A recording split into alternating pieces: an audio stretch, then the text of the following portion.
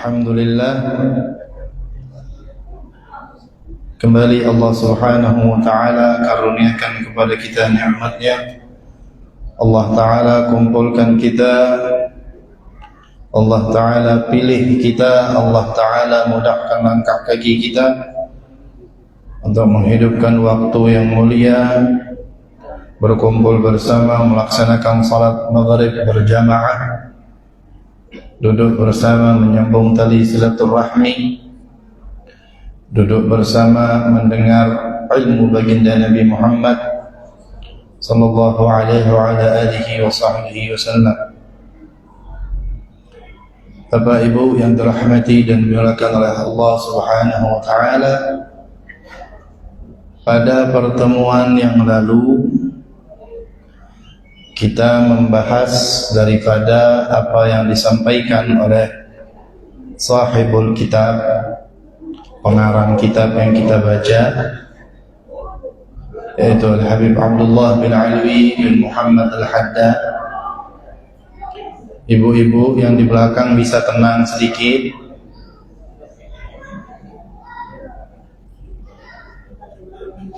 Pengarang kitab ini yang bernama Al-Habib Abdullah bin Alwi Al-Haddad, beliau mengingatkan kita, menganjurkan kita, mendorong kita untuk menanamkan keyakinan penuh antara kita kepada Allah Subhanahu wa taala. Dan beliau sudah menyebutkan bagaimana keyakinan seorang hamba itu menjadi semakin kuat. Pada pertemuan yang lalu saya sudah sebutkan, yang pertama, ada 3 hal bagi seorang hamba untuk dia menguatkan keyakinannya kepada Allah Subhanahu wa taala. Saya ulangi sedikit daripada pembahasan yang lalu, yaitu apa yang bisa membuat seorang hamba bertambah kuat keyakinan yang ia miliki kepada Tuhannya Allah Subhanahu wa taala. Yang mana nomor pertama ini adalah inti atau asal muasal kuatnya keyakinan seorang hamba. Dengan apa? Yang mana ia mendengar firman-firman Allah Subhanahu wa taala dengan telinga dan hatinya, mendengar hadis-hadis Nabi Muhammad sallallahu alaihi wasallam yang membahas keesaan, keagungan, kemaha luar biasaannya Allah Subhanahu wa taala, bukan hanya dengan telinga akan tetapi dengan hatinya. Sehingga ini kita punya keimanan makin tebal, makin tebal keyakinan kita sama Allah, makin tebal. Sebagaimana pada pertemuan yang lalu saya sebutkan, Sayyidina Ali ibn Abi Thalib, beliau berkata, "Lau kushifal ghita mazdadtu yaqinan." Kalau misalkan seluruh hal yang gaib, baik itu jin, baik itu malaikat, baik itu kabar-kabar tentang langit, akhirat, surga, neraka, segala yang gaib di mata kita, jikalau dibuka oleh Allah Subhanahu wa taala, maka tidaklah bertambah sedikit pun daripada keyakinanku kepada Allah Subhanahu wa taala, dikarenakan keyakinan Sayyidina Ali bin Abi Thalib sudah mentok. Itu baru Sayyidina Ali, belum sahabat-sahabat yang lain. Bagaimana keyakinan baginda Nabi Muhammad sallallahu alaihi wasallam? Pada pertemuan yang lalu juga saya bahas, kita tidak usah perihal gaib yang masalah jin dan sebagainya itu. Luar angkasa saja kita masih belum tahu apa isinya.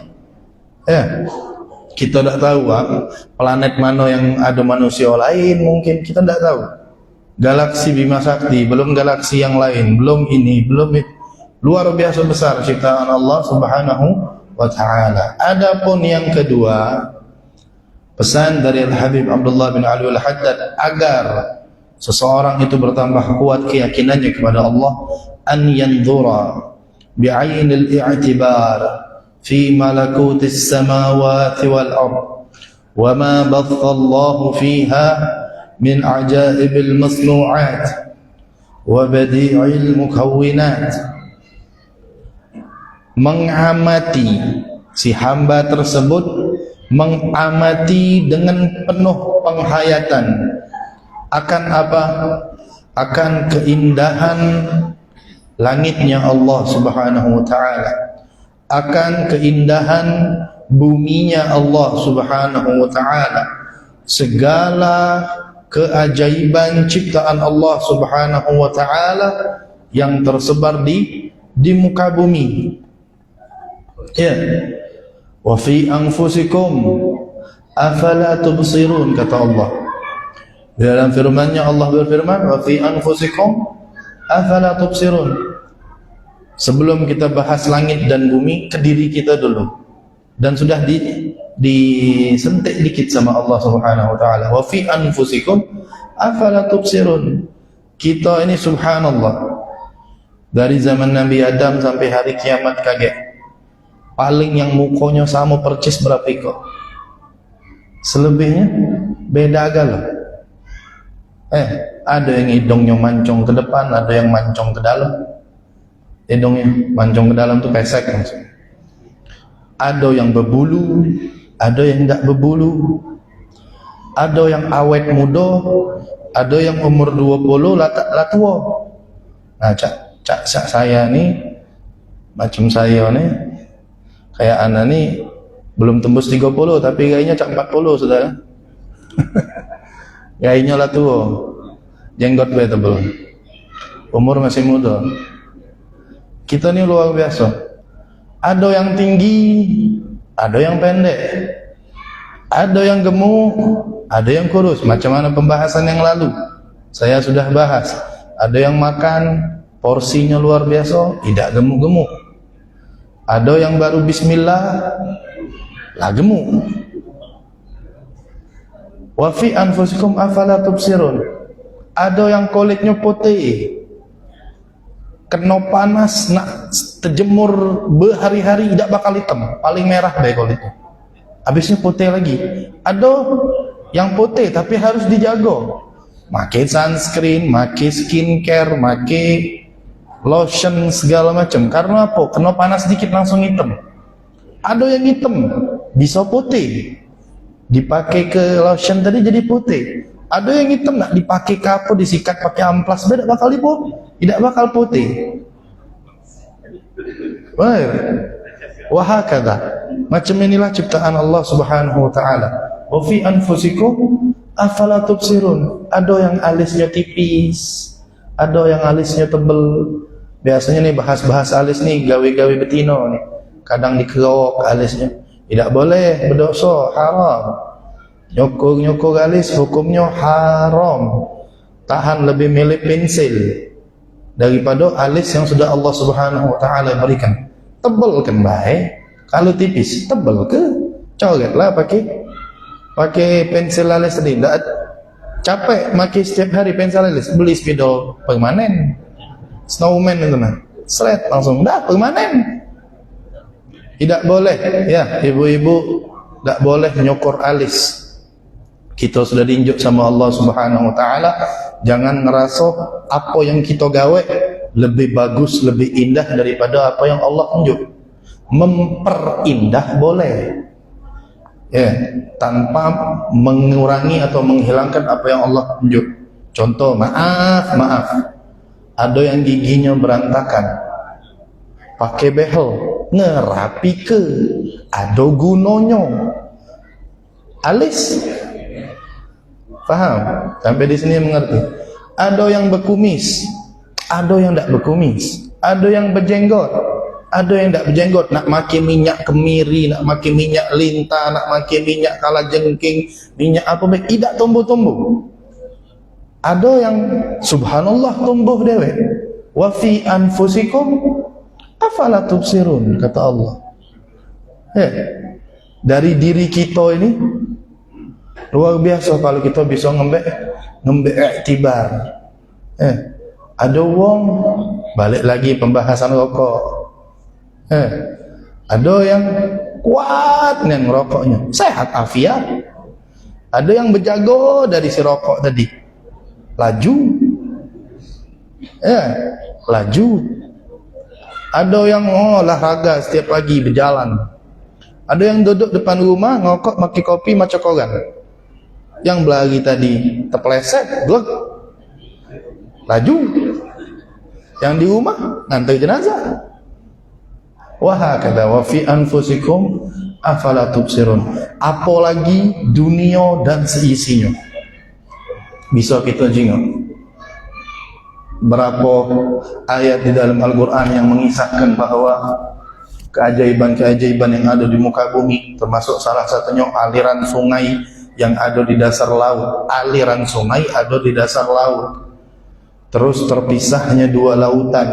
Galau-galaunya terbukti. Kalau baru terbuktinya baru-baru ini, tahun 2000-an, tahun 1900-an baru terbukti kalau.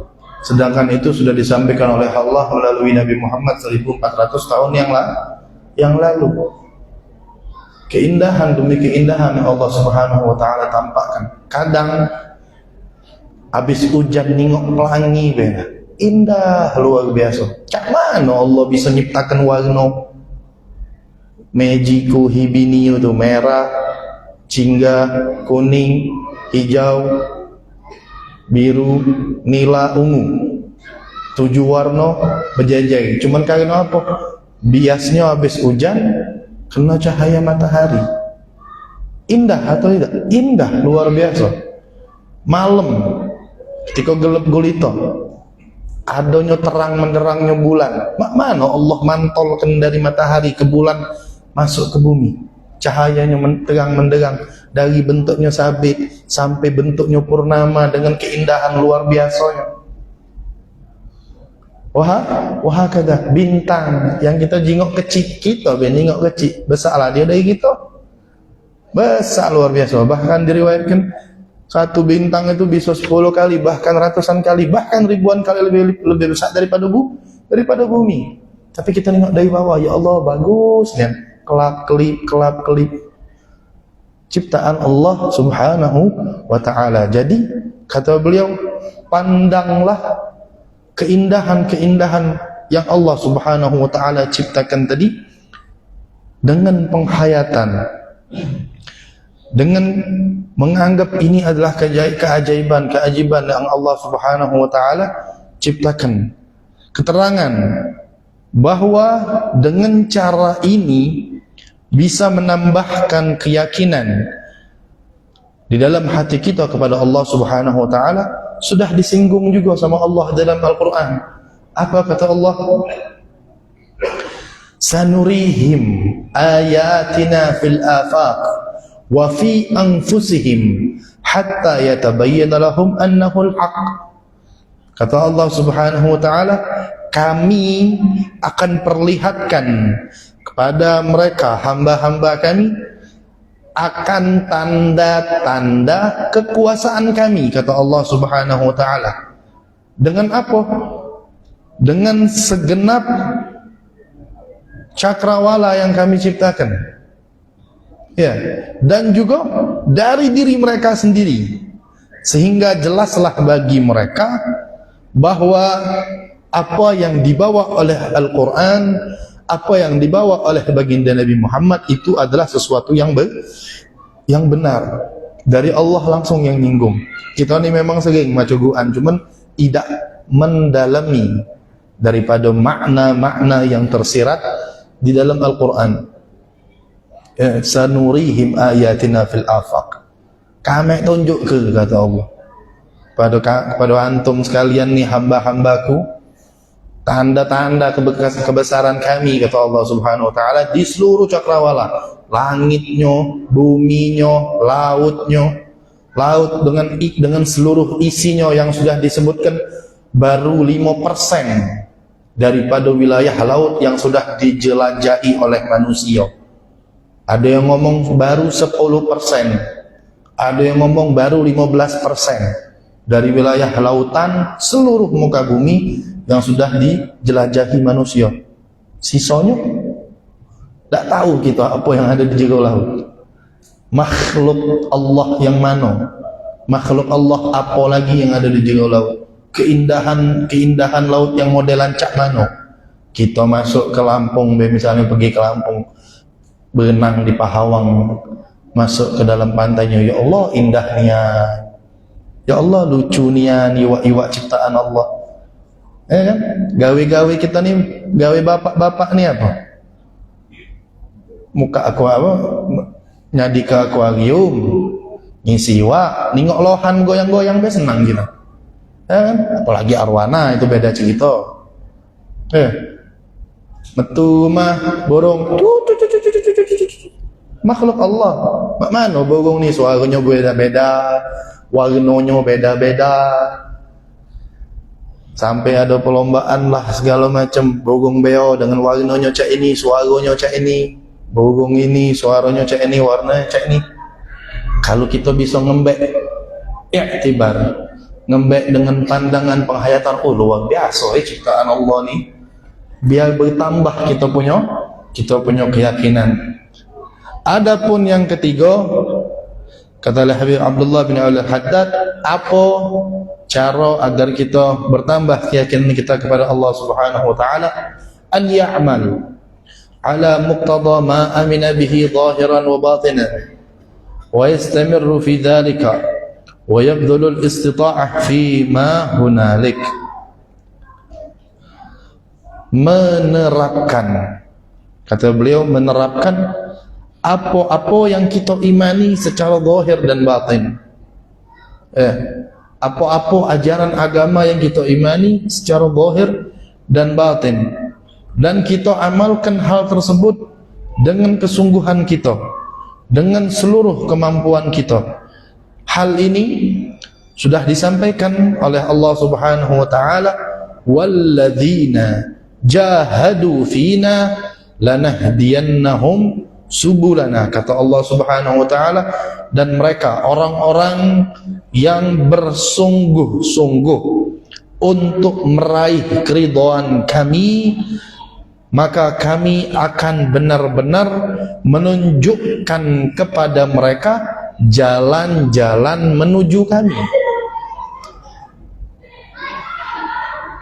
Dan apa tadi? Walladzina jahadu fina, dan mereka orang-orang yang bersungguh-sungguh untuk apa?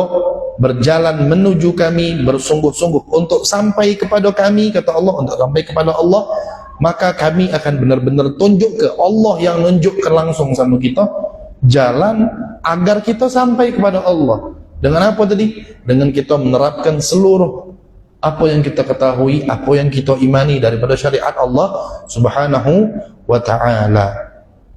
Kemudian setelah kita mampu misalkan menerapkan 3 hal tadi untuk menguatkan keyakinan kita kepada Allah Subhanahu wa ta'ala, terus buahnya apa?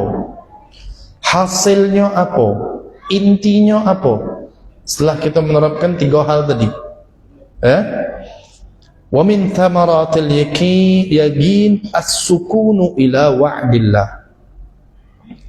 Wa min thamaratil yaqin as-sukunu ila wa'dillah wath-thiqah bi dhamanillah wal iqbal bi kunhil himmah 'ala Allah wa tarki ma min sya'nihi an yashghila 'anillah war ruju' fi kulli halin ila Allah wa istifragh at-taqah fi ibtigha' mardatillah.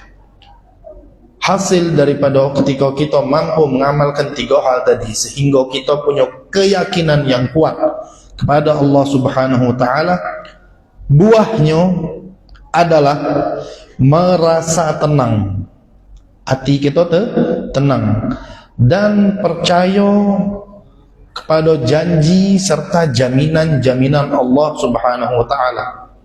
Kita ni hidup di dunia nyari apa, Pak, Bu? Ketenangan udah paling nikmat. Hidup tenang, mati tenang, di jero kubur tenang, nyebrang siratal mustaqim tenang, dihisab sama Allah dengan gawe-gawe di dunia dalam keadaan tenang, masuk pintu syurga dalam keadaan tenang. Tidak ada hidup di dunia gelisah, muka dompet tak duit, nak nyari duit bensin habis, muka tudung saji telok ceplok. Alhamdulillah masih ada telok ceplok, kadang kerupuk lah lempem pula, langsung gelisah. Belum lagi kuota habis ya kan. Wong zaman sekarang ini bergantungnya sama HP. Kalau HP ketinggalan stres, metu dari rumah HP ketinggalan stres. Hidup ni nak tenang. Kita yang lanang balik ke rumah habis begawe, habis nyari nafkah, denger cepetan bini, tenang tak? Tidak, pasti tak tenang. Karena memang fitrahnya manusia nyarinya ketenangan. Fitrahnya manusia nyarinya ketenangan. Nak tidur, nak tenang. Nak ibadah, nak tenang. Paling nikmat ibadah tenang. Contoh, bapak-bapak sembahyang maghrib di belakang budak-budak kecil yang belakang tu ribut. Anak be ngajar tidak tenang. Saya ngajar tidak tenang. Jujur. Kedistract kita punya pikiran. Terganggu kita punya apa yang pengen kita sampaikan itu terganggu. Apalagi kita sholat. Nak nenangkan pikiran, nak nenangkan kita punya hati. Hasil buah daripada keyakinan kita yang kuat sama Allah, ngejalani hidup ini tenang. Masalah segala macam pasti itu terjadi. Karena memang Allah menciptakan kita untuk menguji kita. Liyabluwakum ayyukum ahsanu amala. Tabarakalladzi biyadihi mulku wa huwa ala kulli syai'in qadir. Alladzi khalaqal mauta wal hayata liyabluwakum ayyukum ahsanu amala. Allah yang menciptakan kehidupan, Allah yang menciptakan kematian untuk apa? Untuk menguji hamba-hambanya, menguji kalian. Siapa dari kalian yang paling bagus amalnya? Siapa dari kalian yang paling baik amalnya? Di dalam surah Tabarak biasa kita baca. Ketika hiduplah tenang, nikmat luar biasa. Hidup di dunia tenang, ibadat tenang, nyari nafkah tenang, ngurus anak bini tenang, bakti sama wong tua dengan tenang, ikhlas, ridha, yakin dengan balasan Allah Subhanahu wa taala, yakin dengan ganjaran yang Allah Subhanahu wa taala akan berikan. Dalam ayat lain apa? Wa may yattaqillaha yaj'al lahu makhraja wa yarzuquhu min haitsu la yahtasib wa man yatawakkal 'ala Allahi fa huwa hasbuh inna Allaha balighu amrihi qad ja'ala Allah li kulli syai'in qadra. Ayat 1000 dinar. Dikenal dengan ayat 1000 dinar. Wa man yattaqillah, siapa yang bertakwa sama Allah. Takwa sering disampaikan oleh khatib. Takwa itu nyago diri dari yang dilarang sama Allah, melakukan perintah-perintah Allah. Yaj'al lahu makhraja. Setiap kesusahan yang dia hadapi, Allah bakal unjuk jalan keluarnya. Wa yarzuquhu min haitsu la yahtasib. Ini yang paling nikmat. Allah bakal unjuk dia rezeki dari jalur yang dia tidak pernah kira, yang tidak pernah terbesit di pikiran atau di hatinya. Wa man yatawakkal 'ala Allah fa huwa hasbuh. Siapa yang tawakal sama Allah, Allah yang jamin hidupnya. Allah yang jamin. Kalau sudah Allah yang jamin, nak kita hidup di tengah hutan tak kata apa-apa pun masih pacak makan pula. Rabbuna Karim. Allah tu punya sifat Maha Dermawan. Kadang kita ni yang hina, kita yang banyak dosa ni sombong pula. Tak do minta. Tidak nak minta. La tas'alanna ibna Adam hajatan was'alillah alladhi babuhu la yuhjabu wallahu yaghdabu in tarakta su'lahu wa ibnu Adam in sa'altahu yaghdabu. Jangan minta apa be sama manusia. Hajat apapun jangan pernah minta sama manusia. Mintalah sama Allah yang pintu rezekinya tak pernah tertutup. Allah punya pintu rezeki itu tak pernah tertutup. Dan Allah Subhanahu wa ta'ala akan marah. wallahu yaktubu in tarakta su'lahu. Marah sama hamba-hambanya yang tidak pernah minta, tidak pernah ngerengek, ya, tidak pernah ngadu, nguntalkan hajat sama Allah. Wa ibnu Adam, dan manusia, in sa'altahu yaktubu. Kalau kita pinta itu pasti marah. Mana ya? Wahata dulu datang sekali minjem 100, besok datang lagi minjem 100, besok datang lagi minjem 100, hari keempat gedempang 100 terus 300 lumayan. Itu kan? Tapi kalau kita sama Allah tidak. Memang mungkin ada yang bakal jawab, ana sudah banyak nyampe ke hajat sama Allah, tapi tidak ada jawab. Sayyidina Ali bin Abi Thalib itu kata beliau, ana kalau berdoa sama Allah, Allah kabulkan, ana senangnya sekali. Karena apa? Hajat ana disampaikan. Tapi kalau ana berdoa sama Allah, doa ana tidak dijawab sama Allah, ana senangnya 10 kali. Karena apa? Karena Allah punya rencana yang lain untuk ngabul ke permintaan ana dengan caranya Allah, bukan dengan caranya ana.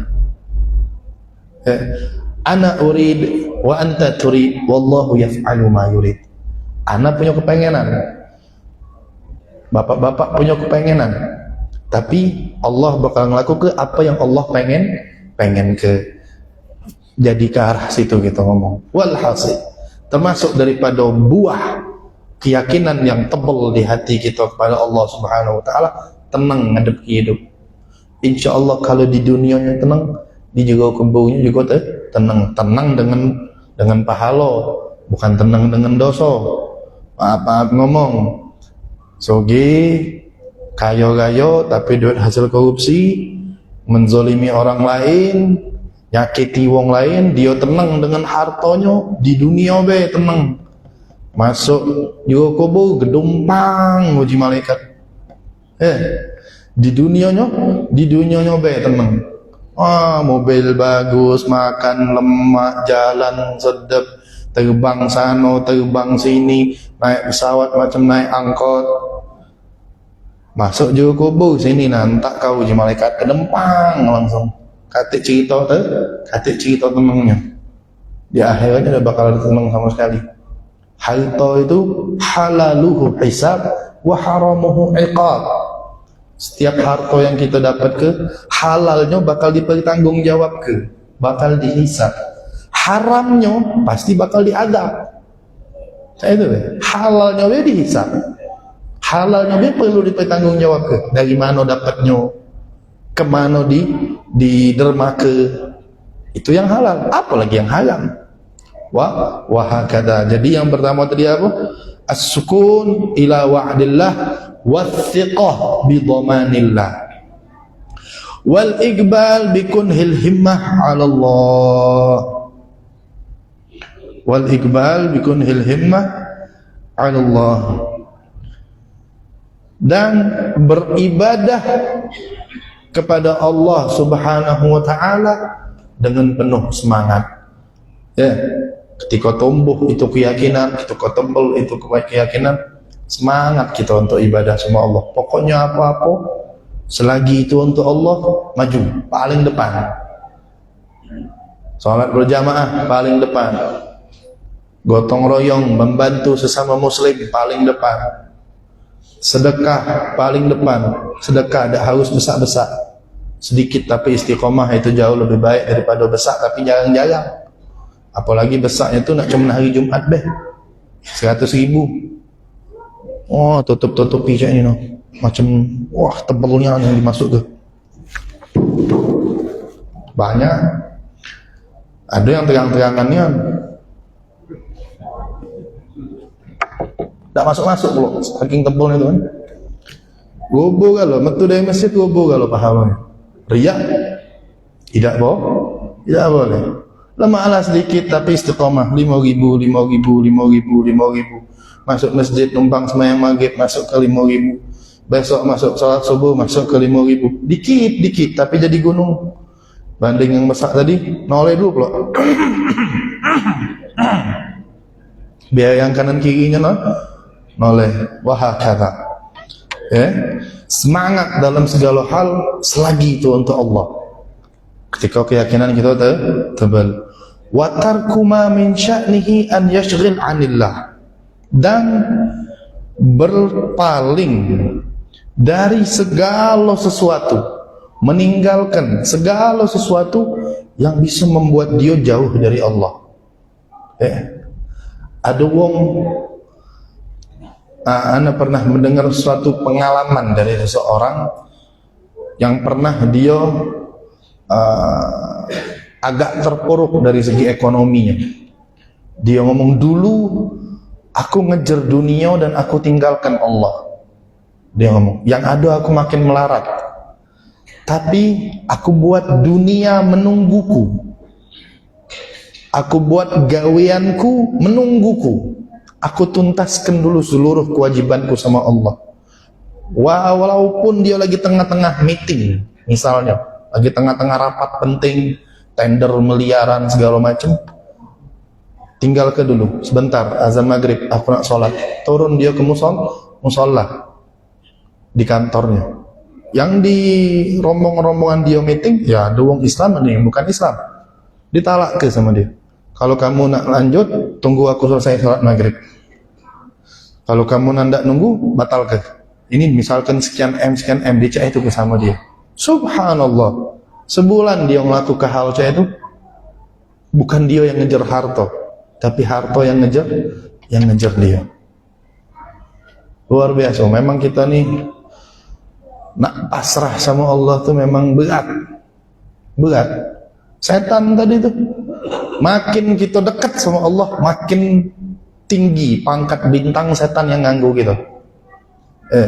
Kalau misalnya baru pertama kali baru nak bener-bener taat sama Allah, masih setan yang masih yang jalur lalu lintas yang belum ada bintang-bintangnya, belum naik dikit gitu punya keimanan sama Allah, keyakinan naik bintang 1, makin semangat lagi, makin yakin lagi, makin luar biasa lagi kita dekat sama Allah, naik bintang 2 sampai bintang 4 sampai ke jenderalnya kayak yang ganggu kita. Jadi kalau bapak-bapak jengok kiai-kiai yang masya Allah di Indonesia ini, habaib yang masya Allah di Indonesia ini, yang masya Allah lah, terserah bapak nak nyebut siapa. Anak kasih contoh sih kok, misal mungkin bapak kenal kalau almarhum Kiai Zain Syukri, ningok lainnya nikmat, wong-wong yang memang memiliki keikatan yang kuat antara diri mereka dengan Allah Subhanahu wa taala, antara diri mereka dengan Nabi Muhammad sallallahu alaihi wasallam, yang ibadahnya sudah luar biasa, mendermakan diri mereka untuk menyebarkan syariat Nabi Muhammad sallallahu alaihi wasallam. Itu yang nganggunya bukan setan yang ngecek-ecek lagi, setan yang sekelas mereka juga. Setan banyak yang alim pak, duluan mereka tahu ilmu daripada manusia. Dasaran sombong ini diusir sama Allah. Wahakadha. Kemudian waruju' an kulli hal ilallah, dan di segala sesuatu problem yang mereka hadapi, ngadunya sama Allah, baliknya sama Allah. Setiap kita nih sebagaimana Anda sebutkan tadi ada cobaan, dan sudah jelas dari firman Allah tadi, memang Allah nyipta ke kita buat nguji. Allah nyiptakan kita buat nguji kita. Nah, ketika kita dapat ujian tadi, Allah nak nengok kita nih makin belari apa makin marah sama Allah. Maaf bapak ibu, banyak uang di luar, banyak yang luar, ketika diuji sama Allah Subhanahu wa taala, belarinya kemana? Makan pil ini, nyontek sini, minum, belarinya ke situ. Banyak apa sedikit? Banyak, mungkin bapak-bapak lebih tahu daripada saya. Di luar sana, ketika mereka dapat ujian di dalam hidup mereka, ya tidak maling, ngobat, minum, main betino, bukan malah mereka berlari kepada Allah, bukan mereka malah bentang sejadah untuk beribadah kepada Allah. Akan tetapi jikalau keyakinan kita tadi tebal, keyakinan kita tadi kuat, berkat kita ngamalkan 3 hal yang pertama tadi, setiap kita punya masalah pasti kita bakal baliknya sama Allah. Seorang penyair, beliau mengatakan, laulam turid naila ma arju wa atlubuhu min faidhi judika ma alhamtani talaba. Ketika Allah Subhanahu wa ta'ala mengilhamkan diri kita untuk berdoa sama Allah, itu termasuk tanda Allah pengen ngabulkan doa kita. Laulam turid, jikalau engkau tidak menginginkan, duhai Allah, aku mendapatkan apa yang aku harapkan, aku mendapatkan apa yang aku pinta, daripada keluasan dan kedermawananmu, maka engkau tidak akan mengilhamkan ke dalam hatiku untuk meminta kepadamu. Kata syair tadi. Jadi Allah ngerak ke hati kita. Kalau kita jarang berdoa, boleh ditanya, Bapak Ibu, ngapo? Sudah sejauh apa kita sama Allah? Sudah sesombong apa kita sama Allah? Ngapo kita tak ada ngadu ke apa-apa sama Allah? Akhir zaman ni iman luar biasa dirontok-rontok tenian sama syaitan dengan segala macam cara. Dimanipulasi habis-habis kita punya hati, dimanipulasi habis kita punya fikiran, dimanipulasi habis kita punya keimanan. Sekarang maaf Bapak Ibu, nak nanya hukum sholat uang, lebih milih nanya AI daripada nanya ustaz. Benar apa salah? Nak nanya hukum zakat, lebih baik nanya Google daripada nanya ustaz. Itu zaman sekarang. Apakah syariat Allah dibawa oleh Google? Atau dari Rasulullah turun ke sahabat, turun ke tabi'in, turun temurun ke seluruh masyayikh, ke asad, ke ustaz-ustaz kita? Yang mana ilmu mereka kalau diruntutkan itu bersambung sama Nabi Muhammad sallallahu alaihi wasallam.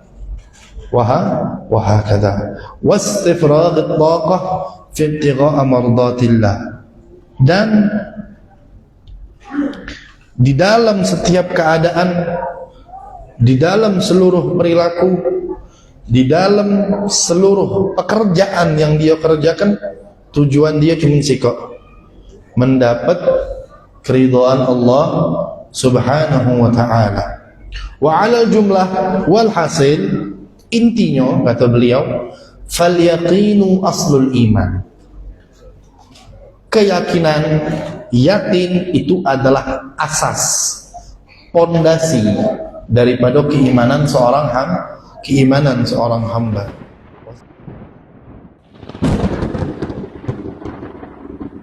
AMTV Palembang, channel dakwah Islam.